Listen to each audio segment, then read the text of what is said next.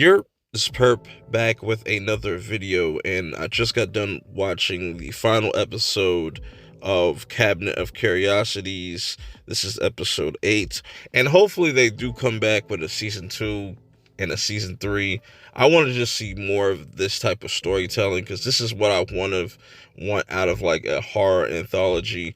Stay tuned until the end of the episode though, because I'll have my ranking of each episode, all 8 episodes, and definitely go check out my playlist where I have all the different reviews of all the episodes.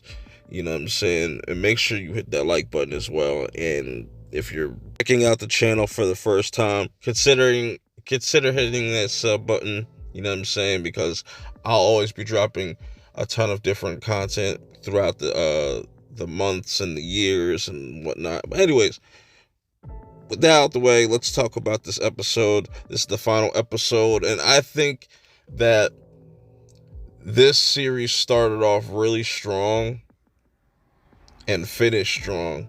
You know, say what you want about the first episode.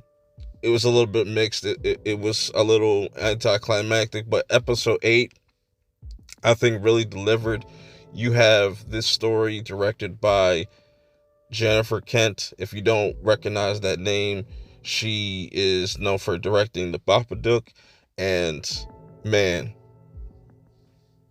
and seeing Andrew Lincoln doing something other than The Walking Dead in this is really dope. So seeing Jennifer Kent and Andrew Lincoln, and also the actress that played in The Babadook, she's the main lead in that, is also in this. And this is a very interesting premise.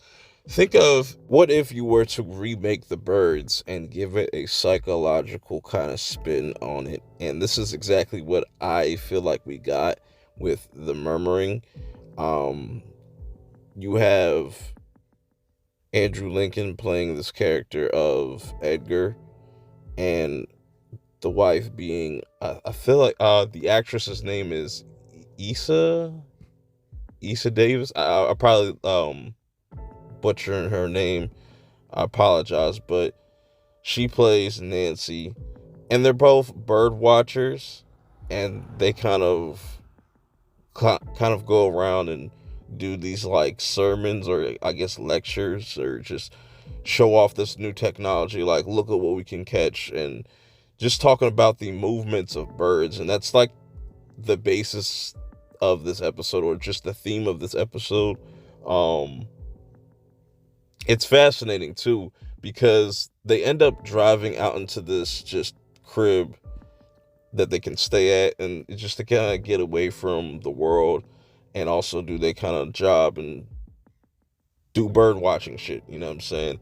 And not only that, there's this like supernatural side to this episode, but also there's a love story, because they're not just out here just to bird watch, because characters like Edgar is really trying to come out there to reconnect with his wife, but at the same time Nancy's also dealing with something that happened to both of them traumatically, where they have to deal with a loss. And this is where Jennifer Kent really shines, because she's always really good at depicting grief, and also being able to mix that into horror really well. If you don't believe me, watch The Babadook. Babadook is a great example, and you definitely kind of see hints of that as far as the style goes. It's very dope. It's very unique, and that's what I really like about Jennifer Kent, and just her style, and her style of horror in general, and just the way she's able to kind of really do that very well.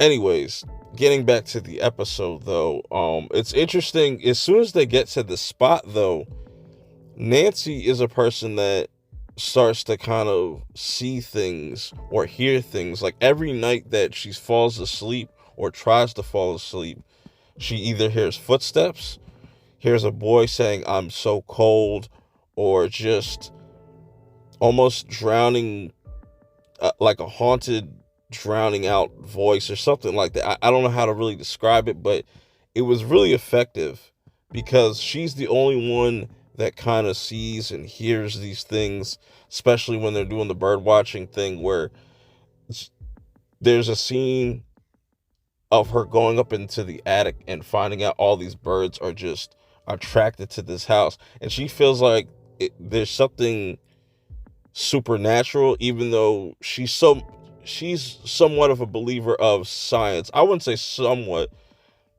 They really heavily believe in like science. They really believe in the supernatural. And Edgar doesn't see none of this stuff. He'll be just knocked out, passed out.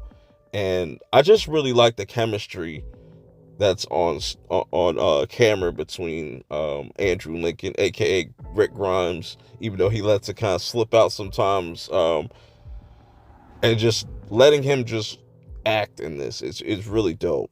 And just it's really a dark episode. Nah, I wouldn't say dark episode. I would say it definitely has a very um I would say it has a very happy ending compared to all the other episodes, man.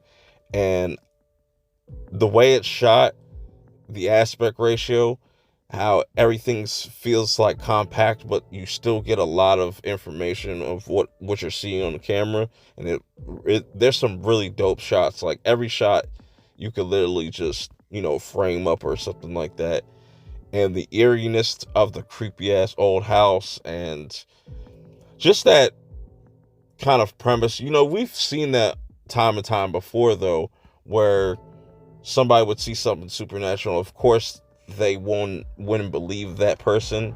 We've seen that time and time again, but the way that they deliver it here, and just the emotional aspect to the story,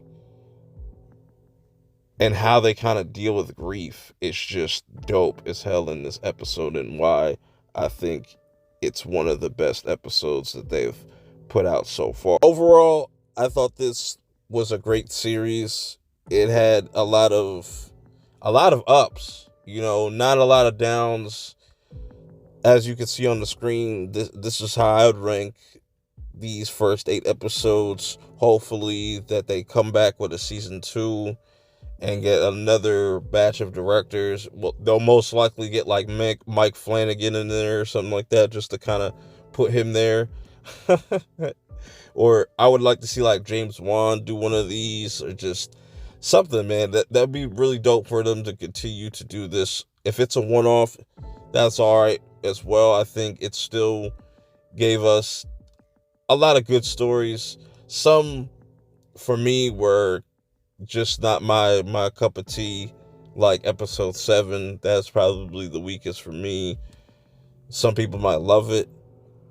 I don't hate it, but if you love it, it's cool. Let me know how you guys feel about episode 8 and just the overall series, and how would you rank each individual episode. Put that in the comments below. Till next time, I'll see y'all in the next one. Peace.